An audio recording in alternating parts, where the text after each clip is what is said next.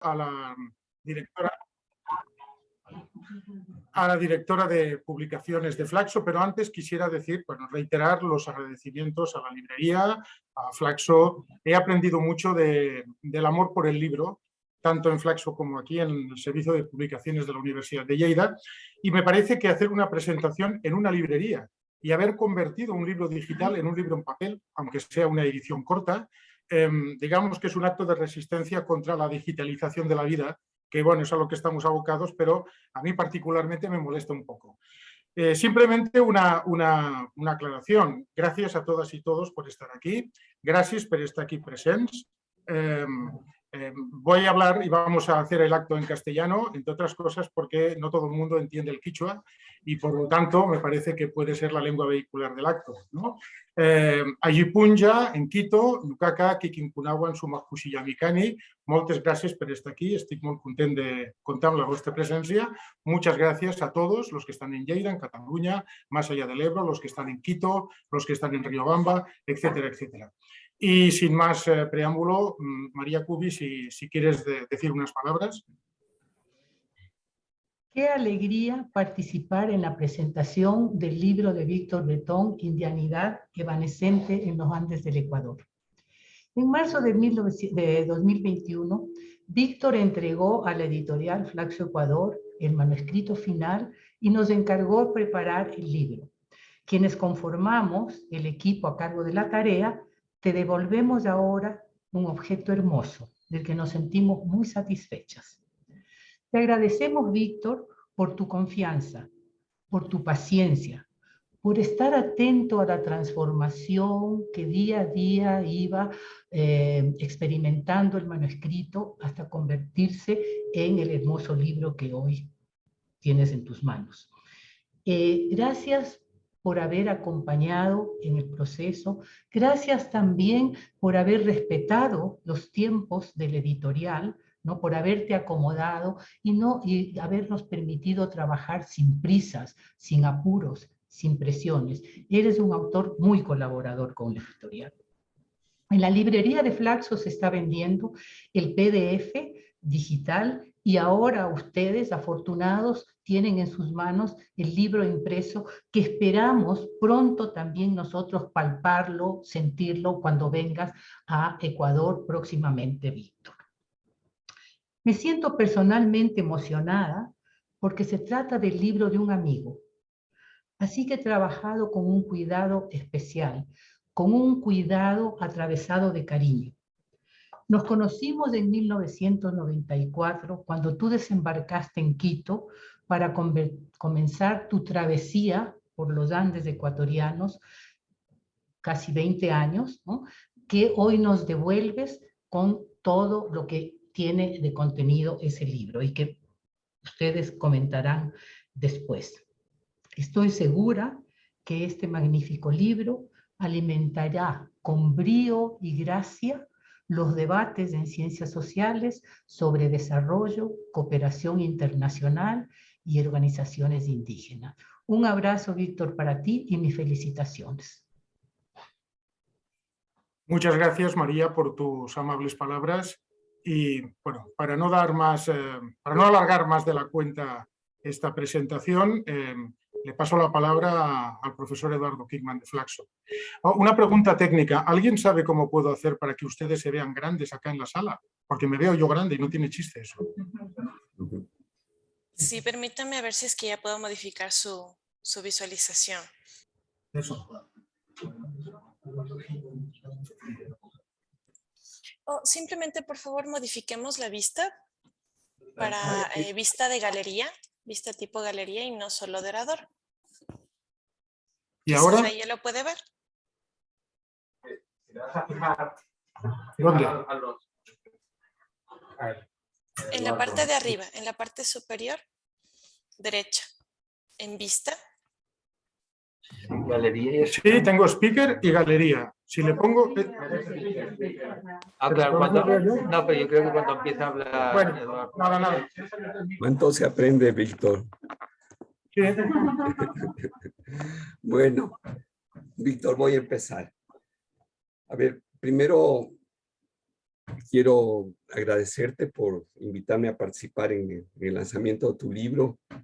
En realidad yo en el libro soy el dibujante del libro, pero lo que yo lo concibo esto como fundamentalmente como un acto de amistad, ya que no soy un especialista en tus temas. Hemos tratado de, tú pensando en el mundo agrario, yo pensando en las ciudades, hemos tratado de, la verdad es que no quiero verme mi cara. Me cambiaron por completo, ya. Estoy en un monólogo conmigo mismo. Pero bueno, voy a empezar, ¿sí? A ver, yo creo que yo quiero primero referirme a lo que ya María se refirió, o sea, a cuál es la historia de nuestra relación contigo. O sea, yo recuerdo que llegaste un día, Flaxo, a dar un ciclo de conferencias hace muchos años, eras muy joven, lo sigues siendo. Y cuando te había invitado a alguien, pero el que te invitó no existía, era una suerte de fantasma. Entonces yo desesperado me traté de agradar a este ser que venía de otro continente y organizar un evento en el que tú participabas. Venías tú de haber hecho una tesis doctoral sobre temas agrarios en España y Cataluña, y venías también de una incursión ya en México en estos temas, ¿no es cierto?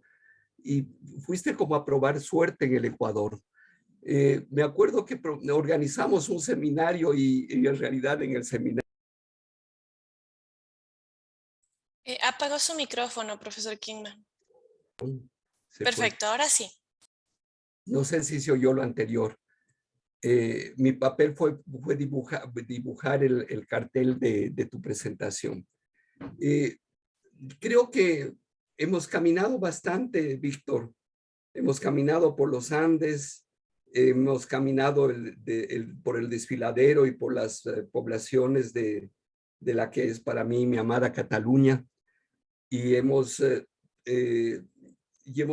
conversado. Yo recuerdo las caminatas por el desfiladero, mientras yo trataba de imaginarme cómo era la relación del mundo catalán antiguo con otros mundos. Tú tratabas de relacionar el desfiladero con muchos espacios de los Andes. Y recuerdo tu pasión por los Andes, tus canciones, tus formas de relacionamiento con la gente. Y yo quisiera traer por eso a colación una primera reflexión. O sea, una reflexión sobre desde dónde pensamos, cómo pensamos y desde dónde pensamos. Me parece que esa reflexión muchas veces pasamos por alto de esa discusión. O sea, desde dónde construimos nuestro pensamiento. La tendencia dominante en este momento es hacer del pensamiento una forma de establecer con el pensamiento una forma de relación utilitaria. Más que pensar, conocer, registrar cosas, registrar el mundo agrario, sin que nos conduzca ninguna pasión, ningún afecto. Me parece que tu forma de hacer ciencias sociales responde más bien a otro tipo de parámetros. Y como parte de eso, no solamente ha habido de parte tuya un acercamiento directo a los Andes. O sea, recuerdo las caminatas en donde tú ibas señalando el espacio de las haciendas, el espacio de las comunidades. O sea, recuerdo cuando subíamos a los páramos altos y comparabas los distintos asentamientos. O sea, no solo era la mirada fina, sino una sensibilidad fina que te llevaba a descubrir todos esos elementos. Pero yo destacaría otro aspecto más. O sea, ya en lo que es otros aspectos más. O sea, primero, tu preocupación por construir una escuela de pensamiento alrededor del tema agrario, del tema campesino y el tema indígena. O sea, el cuidado que has sabido tener en Lleida o en Flaxo por la formación de cada estudiante, por la formación de un intelectual indígena. Y además, el extraño anclaje tuyo en un pensamiento andino y un pensamiento ecuatoriano.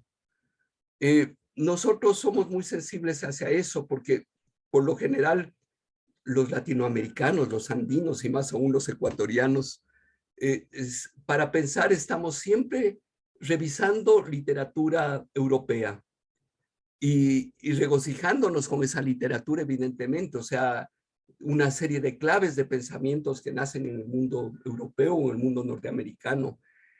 Pero no siempre hay una sensibilidad en sentido contrario hacia nuestras producciones, nuestro pensamiento. Es decir, y tu reflexión, Víctor, ha sido una reflexión que se ha anclado en pensadores, fuertemente en pensadores de los Andes, y creo que particularmente en el pensamiento de alguien que yo también considero un gran pensador, que es Andrés Guerrero. Eso en primer lugar. Yo quisiera ahora hacer un comentario brevísimo de 2 o 3 puntos de tu trabajo. En primer lugar, quisiera, digamos, yo veo que tu vertiente o tu punto de formación inicial es fundamentalmente marxista. Es decir, es a partir de eso donde empiezas a pensar, o sea, y a tratar de entender cómo funciona la vida social en términos económicos, o sea, cómo se estructura el mundo agrario, qué papel cumple la hacienda como sistema económico, ¿no es cierto? Digamos, este es un punto inicial de tu formación, está presente en tus trabajos anteriores.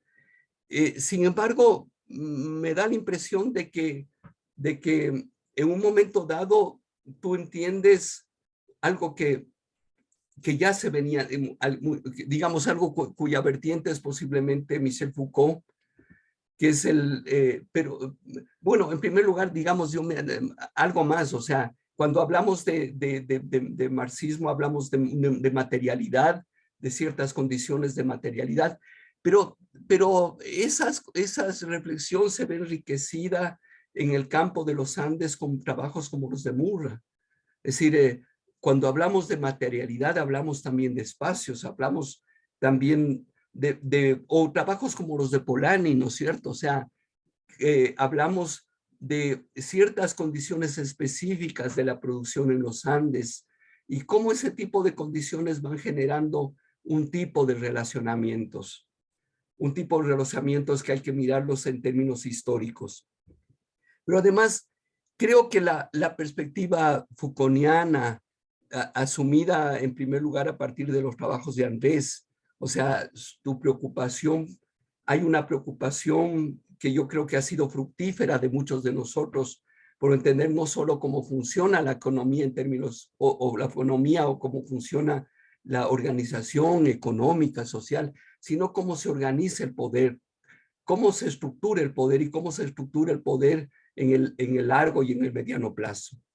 Es decir, y es ahí donde adquiere significado y sentido este recorrido que tú haces en el libro, alrededor de distintos momentos, ¿no es cierto? De distintos momentos en la constitución de ese poder. En primer lugar, el tema de la hacienda, que es un tema que aparentemente es un tema histórico, un tema del pasado. En realidad, el sistema de hacienda, y eso lo hemos conversado, ¿no es cierto? El sistema de hacienda continúa pesando sobre la cotidianidad. Aunque no existe en la memoria ya de las comunidades, puede haber olvidado el tiempo de la hacienda. Sin embargo, la hacienda está impregnada en la gestualidad, está impregnado en las formas de hacer. Las relaciones entre ciudadanos y no ciudadanos se siguen reproduciendo. El racismo se sigue reproduciendo. O sea, en medio de la modernidad, seguimos asistiendo a una modernidad cuyas bases son el sistema de hacienda. Creo que ese elemento se reproduce, digamos, aparece muchas veces en tu libro. Por ejemplo, cuando tú planteas cómo esta diferenciación entre la población indígena de abajo y la población de arriba, ¿no es cierto? La que está más cercana al páramo. Es una diferenciación que se fue marcando ya desde el tiempo de la hacienda. La diferenciación entre mayordomos y peones y jornaleros va como un elemento del pasado, pero que nos permite entender el presente, no solo el presente rural, sino también el presente de la cultura política en el presente, las formas como se organiza la cultura política en el presente. Y después hay un aporte tuyo significativo alrededor de tratar de entender, y es cuando más tempranamente nos conocimos, tratando de entender qué pasaba con estos nuevos formatos de poder. ¿Qué pasa, digamos, las acciones del Banco Mundial o las acciones de las ONGs no son acciones que suceden de modo arbitrario, sino que obedecen a un proyecto, a proyectos, ¿no es cierto? A proyectos o las propias acciones anteriores de los indigenistas, ¿no es cierto? Obedecen a proyectos de vinculación o de integración de las comunidades indígenas dentro de la nación o dentro de proyectos de desarrollo, proyectos civilizatorios. Es decir, ¿cómo esas acciones modifican la cotidianidad de las comunidades? Y cómo las comunidades, y eso es importante, cómo las comunidades responden a ellos, cómo desarrollan toda una estrategia de escape, pero también una estrategia de mixtura, de complementariedad, de captación inclusive, ¿no es cierto? O sea, esos distintos senderos de los Andes, ¿no es cierto? O sea, en donde se va respondiendo de modos diversos. Y yo diría que esa preocupación tuya da una particularidad a tu reflexión. Y hace que sea una reflexión compleja, porque es una reflexión comprometida con la verdad. Es decir, no te interesa definitivamente construir una ideología del mundo agrario, del mundo indígena. No te interesa esencializar fenómenos sino que te interesa encontrar la trama oculta de los fenómenos. O sea, por ejemplo, estas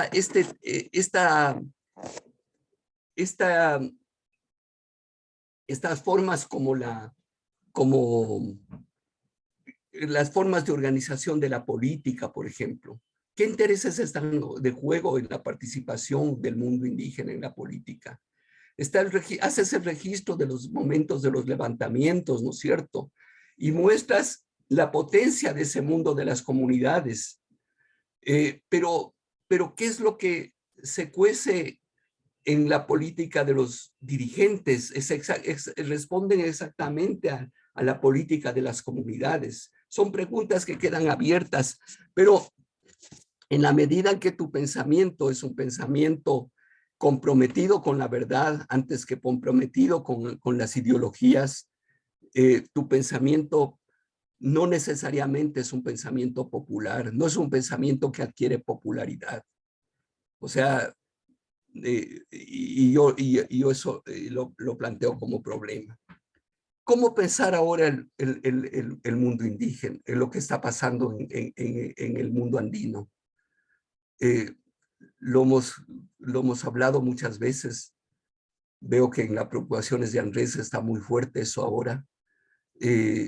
¿Cómo pensar el mundo rural fuera del mundo agrario? Cuando hay un juego de relaciones muy fuertes, ¿no es cierto? ¿Cómo pensar la política de las comunidades fuera de la política nacional, ¿no es cierto? ¿Cómo transcurren los mundos de vida, ¿no es cierto? O sea, ¿qué es una comunidad actualmente? Es que los viejos modelos se han vuelto en esquemas. Es decir, es que los viejos modelos nos permiten seguir pensándolos de la comunidad Y ahí está quizás tu última apuesta, tu apuesta más reciente, o sea, empezar o tratar de pensar desde la cotidianidad, o sea, ¿qué es dónde se constituye la comunidad? A lo mejor se constituye alrededor de la religiosidad y no de la política. A lo mejor se constituye a partir de los tratos cotidianos, de los juegos cotidianos ocultos para todos o para muchos. ¿Y cuál es el pensamiento sobre los Andes? ¿Cómo construimos un pensamiento sobre los Andes? ¿Quién tiene derecho a construir un pensamiento sobre los Andes? Es algo que se constituye únicamente desde un mundo separado, ¿sí? Como, digamos, desde un mundo separado que se constituye en la relación entre distintos mundos. ¿En qué medida desde Cataluña podemos pensar los Andes? ¿En qué medida desde los Andes podemos pensar Cataluña? Me parece que, y con esto termino, creo que hay una reflexión de raíz benjaminiana, no podía faltar en mi caso. Es la reflexión sobre de cómo el mundo, digamos, cómo en el horizonte, en el futuro, tal como es construido por la historia, como por la idea de nación o por cualquier teleología, existe como horizonte el horizonte del progreso. Y el horizonte del progreso es el que nos ha conducido a todos a lo que nos está conduciendo, al cambio climático, a la guerra, a las grandes pandemias, forma parte del mundo del progreso. O sea, lo que Benjamin plantea es que esto que parece como horizonte a la vez es una gran catástrofe. Y hay que hacer un registro de esa catástrofe y ver cómo se para esa catástrofe, cómo se corta esa catástrofe. Me pregunto en qué medida el mundo indígena, tal como ha sido llevado por sus voces públicas, no es un mundo que ha sido embarcado ya en el ideario del progreso, en la utopía del progreso, y ha roto con lo que era su mundo histórico, con lo que se da a llamar la Pachamama y que muchas veces se lo dice de boca para afuera. O sea, ¿en qué medida se puede contribuir a la formación de un pensamiento que atraviesa a muchos, que es un pensamiento capaz de poner en cuestión la forma como se va dirigiendo, orientando el mundo, que pueda poner en cuestión la constitución de gran parte de las poblaciones en poblaciones precarias, que pueda poner en cuestión el racismo con toda su fuerza, que pueden poner en cuestión la destrucción del planeta con toda su fuerza. Esa creo que es una tarea común y yo creo que tu libro contribuye fuertemente en ese sentido. Gracias, Víctor.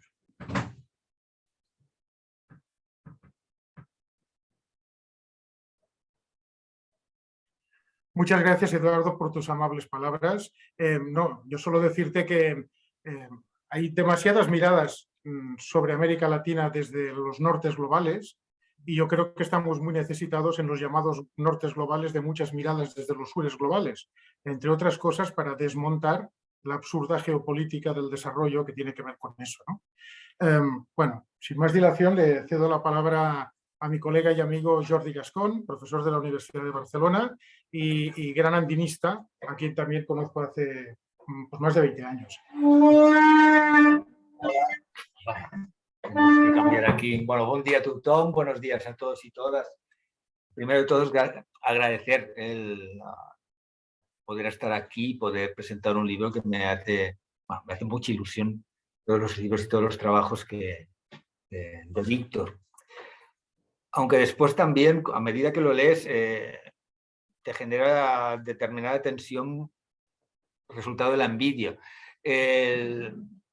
Víctor, yo creo que no escribe, sino que lo que hace es relatar, porque hay un elemento literario en la manera que tiene de escribir que hace que, además, elementos complejos o temas complejos como el que trata en este libro, el que he tratado en otros, sean fáciles de digerir y de entender. Y es una cosa que, pues eso, Hay un elemento de envidia que cuando ves trabajos de este tipo te genera. Y además, bueno, hay libros que los lees y después de leídos piensas que ojalá no hubieses perdido el tiempo en haberlos leído, otros que te dan información y son interesantes, y hay otros que te hacen pensar. Y precisamente los trabajos de Víctor son de este tipo, ¿no? Un elemento que además que me parece especialmente significativo es la valentía de Víctor al tratar un tema tan complejo como es eso de intentar describir lo que es y lo que significa ser indígena, ¿no? Eso que se llama la identidad indígena. Sabes que hay población indígena, pero definirlo es extremadamente complicado. Bueno, como decía Víctor, yo llevo un poquito más, unos poquitos años más que él haciendo investigación en los Andes, pero por suerte empecé a trabajar en el Perú, donde, como explica bien Víctor en su libro, el tema de la necesidad de definir qué es un indígena no es tan acuciante, porque ya al indígena siempre se le ha analizado y siempre se ha considerado, bueno, siempre no, pero desde hace muchísimo tiempo, desde al menos desde los años 60, 70, más con el sombrero de campesino.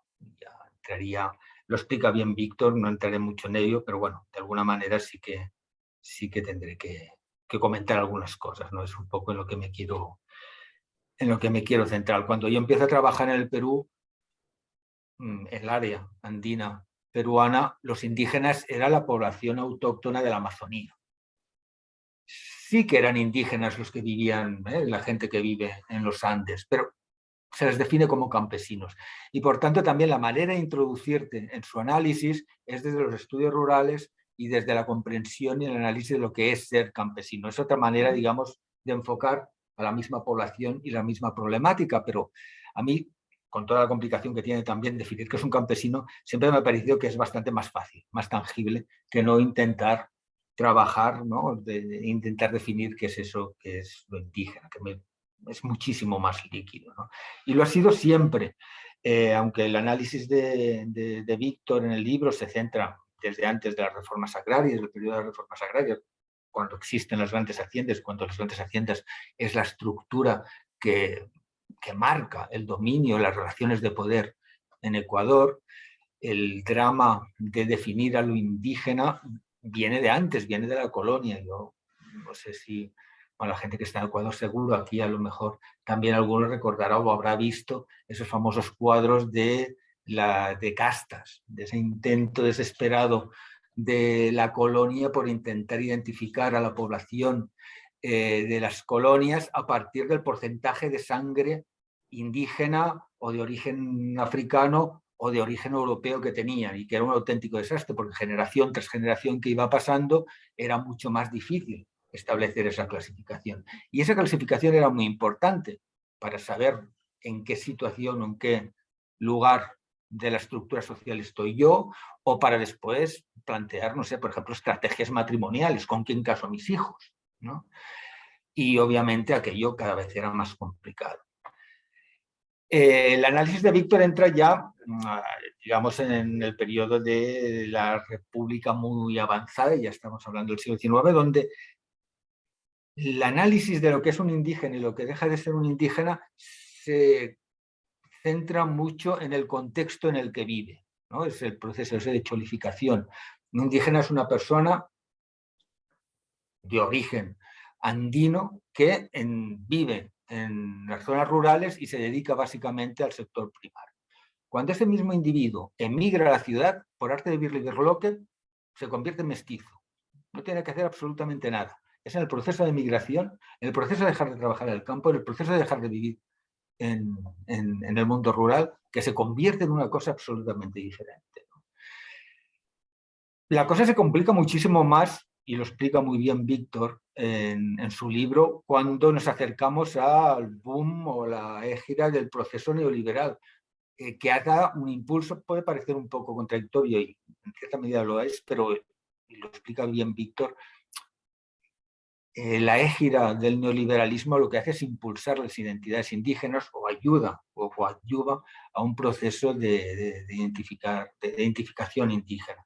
Y ahí las cosas ya empiezan a ser cada vez más claras. Vuelvo a repetir lo que decía antes, es innegable que lo indígena existe, que el indígena existe, pero definirlo comienza a ser entre complicado y comienza a ser también muchas veces utilizado como un arma, algunas veces arrojadiza. Yo a medida que leía el libro de Víctor no podía dejar de pensar y comparar dos personajes que son especialmente particulares, dos presidentes de gobierno, uno del Perú, Alejandro Toledo, que gobierna 2001-2005, 2001-2006, no lo recuerdo muy bien, y después Evo Morales, que ya este sí que seguramente la gente que tengo aquí delante sí que ha oído hablar de él, que empieza a gobernar poco después que se acabase en Perú el gobierno de Alejandro Toledo. Alejandro Toledo es una persona que nace en una comunidad indígena, quechua parlante, un tipo brillante que es arropado por los jesuitas que lo impulsan a un proceso educativo que acaba en los Estados Unidos y que en determinado, bueno, Banco Mundial, ahora no recuerdo, pero en organismos de estos internacionales, y que en determinado momento llega a ser presidente del Perú. Los presidentes del Perú, después de Fujimori, se dan como resultado de la casualidad. Es decir, es presidente el que está en determinadas circunstancias, en determinado momento, en el momento adecuado. Bueno, y Alejandro Toledo, como los últimos presidentes de los últimos 30-35 años, exceptuando Paniagua, que es un presidente puente que gobierna durante un año, pues está como todos, ¿no? Pues o en la cárcel, o perseguido por corrupción, o en el extranjero, que no puede volver al país porque si no entraría a la cárcel, ¿no? Pero bueno, lo que me interesa de Alejandro Toledo es que en el momento en que gana las elecciones, ya los medios de comunicación se posicionan de manera diferente. Los medios de comunicación peruanos lo que están hablando es de que están hablando de un mestizo, están hablando de un cholo. Los medios de comunicación internacionales lo que están hablando es de un indígena, porque nació indígena. Y los medios de comunicación internacionales no entienden que el indígena es una persona que cambia en el momento en que se sale del mundo rural. Ese era lo que se identificaba en determinado momento. Y tal como se identificaba también él. Él en determinado momento viaja a su pueblo de origen, donde no había ido desde niño, desde que había marchado, con un discurso curioso. No lo dice así, con esas palabras tan explícitas que voy a decir yo, pero básicamente lo que dice es: yo era uno de vosotros y lo dejé de ser. Yo ya no soy un indígena. Obviamente se convierte, su indianidad o no se convierte en un arma arrojadiza, y los sectores más conservadores siempre hablarán de él como un indio, mientras que él siempre se presenta como un mestizo, lo que no quiere decir que puntualmente no se presente también como un indígena cuando puede ser más o menos útil en su carrera política.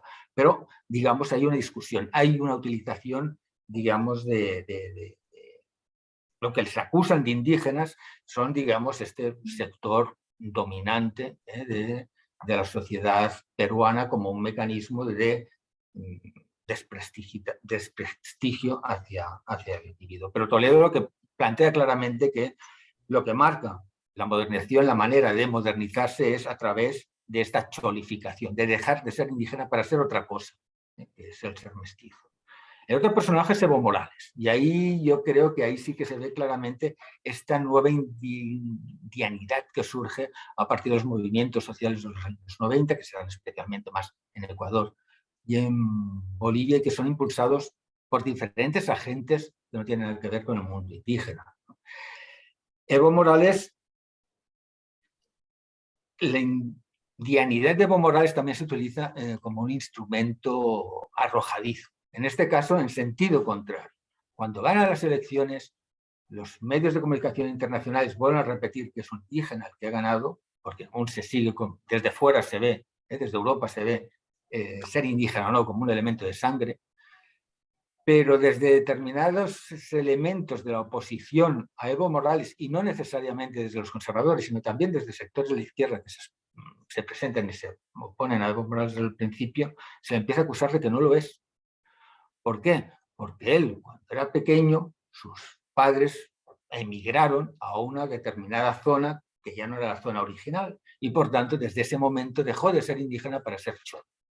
Mientras que él lo que defiende, a diferencia de Alejandro Toledo, es su indianidad como el modelo de modernización que quiere llevar adelante, como líder que es de los movimientos indígenas bolivianos, el mecanismo y la utilización que ahora se hará de lo indígena es justamente como un instrumento, o sea, lo que se hará es acusarle de no indígena, en este caso como instrumento o como arma arrojadiza contra Evo Morales. No sé cuánto tiempo llevo. No lo contabilizo. Y no me gustaría ni alargarme ni nada, porque tengo muchas... Pero bueno, yo creo que el libro de Víctor lo que permite precisamente es explicar esto, ¿no? Cómo en realidad ser indígena es una estrategia desde fuera y desde dentro, es una estrategia desde fuera, acusando a alguien de ser indígena o acusando a alguien de no ser indígena, como vuelvo a decir, como un mecanismo político de desprestigio o desvalorización, o desde dentro, ser indígena o ser indígena es una estrategia. Ser no indígena en determinado contexto es más útil y serlo también puede serlo en determinado contexto, ¿no? Y voy a repetir, ese carácter conflictivo, contradictorio, político del ser indígena lo captó muy bien el trabajo de Víctor, no solamente en este libro, sino en otros anteriores, ¿no? Y el concepto de evanescente que le da, el adjetivo de evanescente creo que es, bueno, pues antes decía, ¿no?, que tiene un carácter literario el trabajo de Víctor y ahí se ve, ¿no? Es un adjetivo muy bien encontrado, ¿no? Porque explica precisamente o define precisamente todo este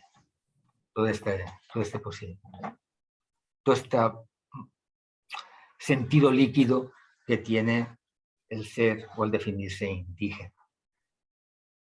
Tenía bastantes más cosas para explicar, pero no quiero... Explicaría único en eso ya... Es un elemento con el que tengo un cierto debate con Víctor.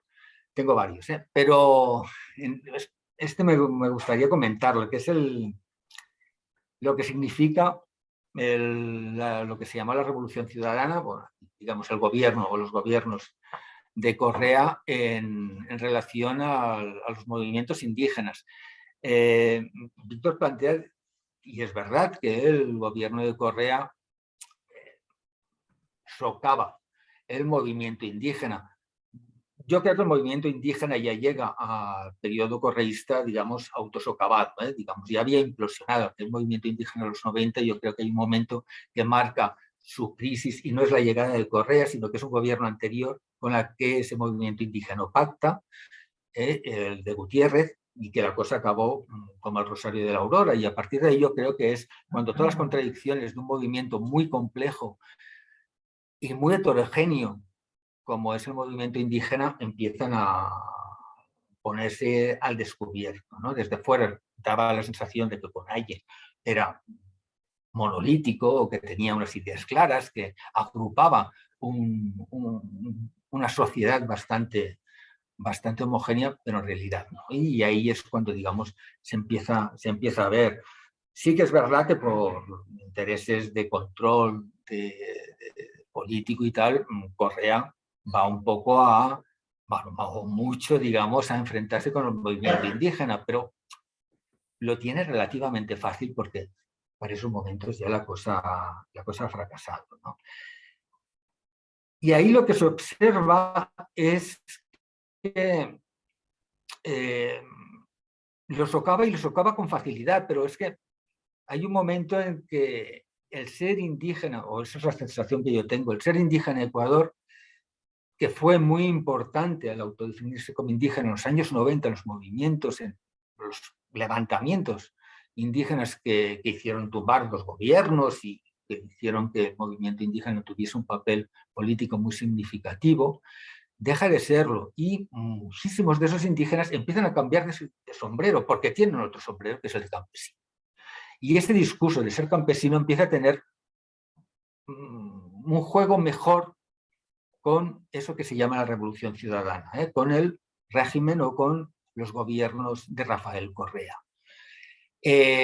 No es que dejen de ser indígenas para ser campesinos, es que son varias cosas y en cada momento es mucho más útil activar un rol y activar otro. De hecho, el movimiento indígena durante los años del correísmo tiene un nivel porcentaje de voto bajísimo. ¿Es que los indígenas han desaparecido? No. Lo que pasa es que ese voto ha ido y se ha desbordado hacia Correa. Víctor habla en algunos momentos de que hay determinadas líneas de clientelismo y posiblemente es así, pero yo creo que va más allá. Yo creo que es un juego estratégico de los indígenas, vuelvo a repetir, en un momento u otro, de ponerse un sombrero u otro, que en realidad ya lo hacen. En buena medida también desde fuera siempre hemos pensado que el movimiento indígena es el que representa la CONAIE, cuando hay otros entidades de carácter más sindical, agrario, como FENOCIN, como FENACLE, que son básicamente indígenas y que también se consideran indígenas.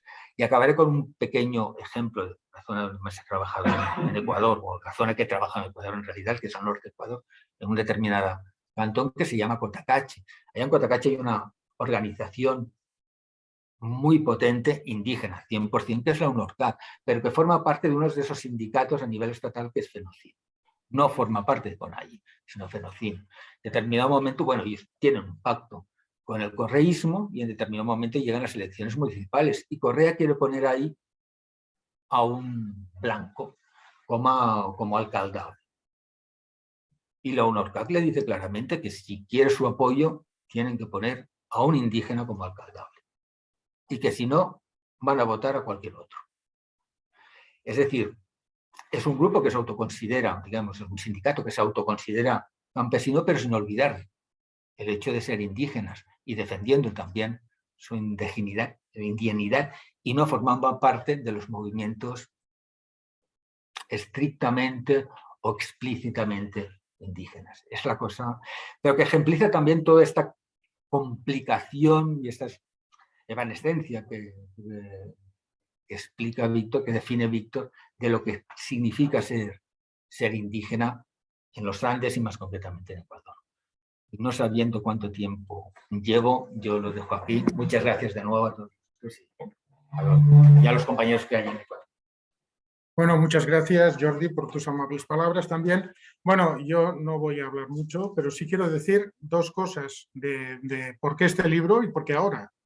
Bueno, es muy difícil, tal como se mueve la academia, es muy difícil que uno tenga la posibilidad, el tiempo y la energía de sentarse un día, mirar atrás y pensar, bueno, ¿qué he hecho en los últimos 20 o 30 años? ¿Tiene algún sentido esto que he hecho? ¿Tiene alguna coherencia? ¿Tiene algún hilo conductor? ¿A dónde hemos ido?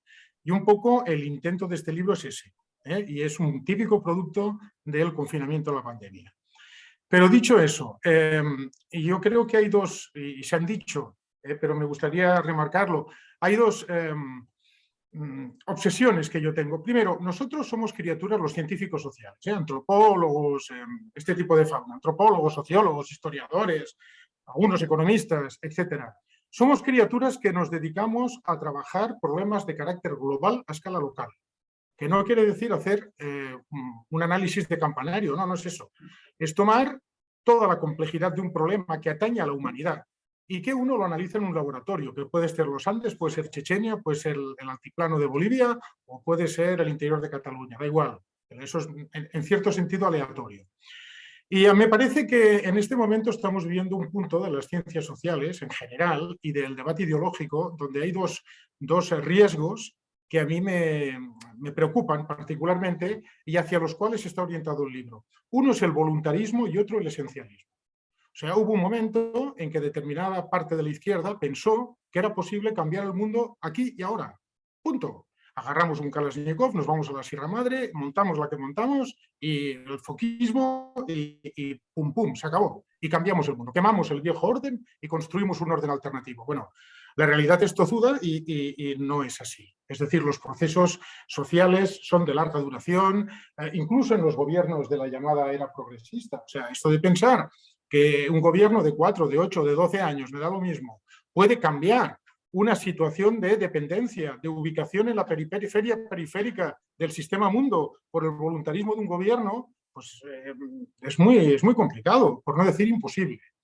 Y otro es el esencialismo. Yo recuerdo el impacto que me dio. Efectivamente, yo venía de estudiar campesinos. Y yo tenía un corsé muy rígido de un marxismo muy oxidado. Y bueno, yo llego a México y en México también habían campesinos. Y además lo increíble era la incapacidad de mis colegas mexicanos para entender que del istmo de Tehuantepec para abajo y para arriba también, pero no lo sabía. Estaba lleno de gentes que hablaban un español muy precario, hablaban otras lenguas, entendían el mundo de otra manera y no eran vistos, no existían. Esta cosa de los indígenas era cosa de 3 antropólogos locos que estaban en el Instituto Nacional Indigenista, como quien estudia fósiles vivientes. Hasta que, de repente, en 1994 les estalla en los morros la cosa de Chiapas y nadie entiende nada. Una cosa parecida aconteció en Ecuador con el gran levantamiento del 90. Yo llegué en el 94 en medio de un levantamiento indígena y yo no sabía qué era eso. Y claro, cuando llego a la ciudad de Quito y veo eso, o sea, la extraordinaria capacidad de una adscripción identitaria, ni partidos de izquierda en aquel momento, ni nada. O sea, no había una fuerza comparable en términos de capacidad de vehicular la acción colectiva frente a una situación y a unas políticas macro y micro de un altísimo costo social. Quiero decir que la identidad étnica, que es absolutamente porosa, y en este sentido sí me gustaría reivindicar el sentido clásico del quechua, ¿no? No se es indígena, se está como indígena. Y el estar como indígena en el año 2021 en Bolivia no es el estar como indígena en la época de la reforma agraria del MNR, y el estar como indígena hoy en Ecuador ya no es el estar como indígena en 1990. Entonces, la identidad, lejos de los esencialismos al uso, es algo tremendamente poroso, tremendamente maleable, tremendamente poderoso en determinadas circunstancias. Y claro, ¿cómo se activa? ¿Por qué se activa? En un contexto de desilusión, en un contexto de laceramiento por unos costos sociales que ahora hemos visto en Europa. Claro, la base social es la misma, pero oigan, el paquete económico que se aplica a raíz de la crisis financiera del 2008, eso ya aconteció en la Argentina en los años 80, y en Perú, y en Ecuador, en toda América Latina. O sea que, en fin, digamos, nos faltan muchas conversaciones cruzadas y muchas miradas a ambos lados, ¿no? Pero toda esta cosa de la visita de los señores de negro por Grecia, Portugal, España, Irlanda, en Italia nos atreven menos, todo ese tipo de cosas, el recetario sigue a pies juntillas el espíritu del viejo consenso de Washington de la América Latina de los años 80. Bueno, a lo que voy. ¿Qué podemos contribuir con nuestro trabajo? ¿Para qué sirve lo que hacemos? ¿Por qué hacemos lo que hacemos? ¿Y por qué nos interpelamos por esos problemas de carácter global a escala local? Pues yo simplemente me gustaría traer a colación el recuerdo de un libro, creo que fue en el año 2011, o por ahí, o 2008, o 2009, o por ahí. 2 o 3 años de morirse, el Erich Hobsbawm, el gran historiador, publica su último libro en vida, porque él es como el Cid Campeador y ahora va publicando libros después de muerto. Acaba de publicar uno que se llama Viva la Revolución, que es un compendio de todos sus textos sobre América Latina. Oye, no estaba editado, eran artículos pequeños por aquí y por allá. Bueno, el último que él hace se titula ¿Cómo cambiar el mundo? Él tenía entonces, él murió con 93, creo, tenía entonces 92, estaba absolutamente lúcido. Y va el tipo y se lanza eso. ¿Y qué es eso? Es una reflexión sobre Marx y el marxismo. ¿Y ahora cómo se lanza esto? Es una reflexión pensando en jóvenes e intelectuales jóvenes del siglo XXI, tratando de argumentar para qué sirve leer a Marx y para qué sirve pensar el mundo. Y lo que te está planteando es algo muy simple, el conocimiento como una herramienta de cambio. No una herramienta de cambio voluntarista de aquí y ahora. Ya tomaron el Palacio de Invierno en el año 17, ya intentaron construir un nuevo orden a partir de un discurso ideológico, es fascinante. Y la cosa acabó como acabó. Y el Che Guevara también se fue a Bolivia. Bueno, en fin, ya sabemos lo que ha acontecido. Pero el asunto es que es esa apuesta por el conocimiento como insumo para pensar un proyecto político. Porque si tenemos que pensar en un tipo de discurso contrahegemónico, tenemos que contribuir modestamente a tal vez articular algún día una vía política alternativa que ahora no se ve por ninguna parte, tiene que ser a partir del conocimiento. El Capital de Marx no hubiera sido posible sin los socialistas utópicos, no hubiera sido posible sin Rousseau, no hubiera sido posible sin generaciones de personas que querían cambiar el mundo y pensaban cómo se podía cambiar. Nuestra apuesta, la mía y la de todos los que estamos aquí, creo, es el conocimiento, pero es el conocimiento como una opción política. Investigar es una opción política. Elegir el tema que uno investiga, elegir el paradigma, acercarse, etcétera, es una opción política. Y puede ser una opción política como quien trabaja para el Banco Mundial para perpetuar el establishment y el status quo. El Banco Mundial, o sea, tontos no son. Contratan a lo mejor del mundo mundial, antropólogos, economistas, sociólogos, psicólogos sociales, geógrafos. Oye, les dan absoluta libertad de cátedra, les pagan muy bien. y les dejan pensar. Y después el banco toma una serie de decisiones políticas de por dónde vamos, por aquí, por allá, por acullá. Eso es una decisión política.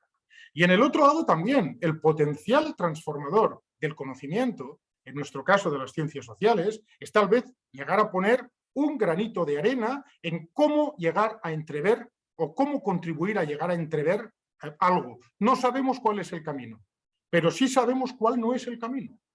El camino no es el esencialismo, el camino no es el voluntarismo histórico. Y nada, de eso va mi libro.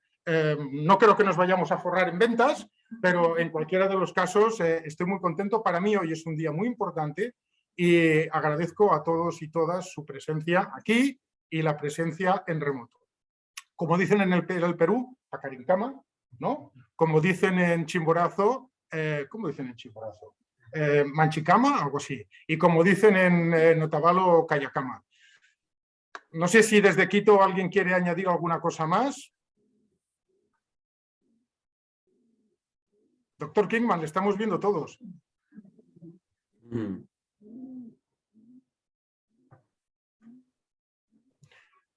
Bueno, pues nada, nos despedimos aquí. Nosotros nos iremos a tomar un vino por ahí y ustedes a comer un ceviche, me imagino.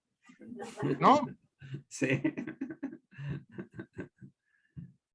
Bueno, nada, gracias por todo y por favor enviarán nomás la grabación que yo no he podido grabar.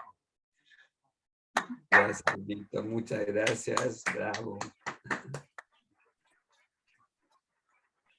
Oye, espera, antes de que se vayan, les voy a pasar una panorámica del público.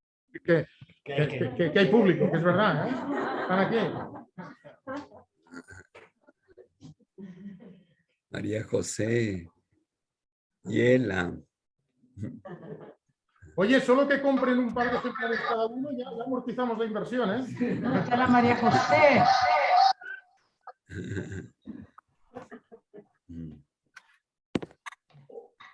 Bueno, gracias, chao.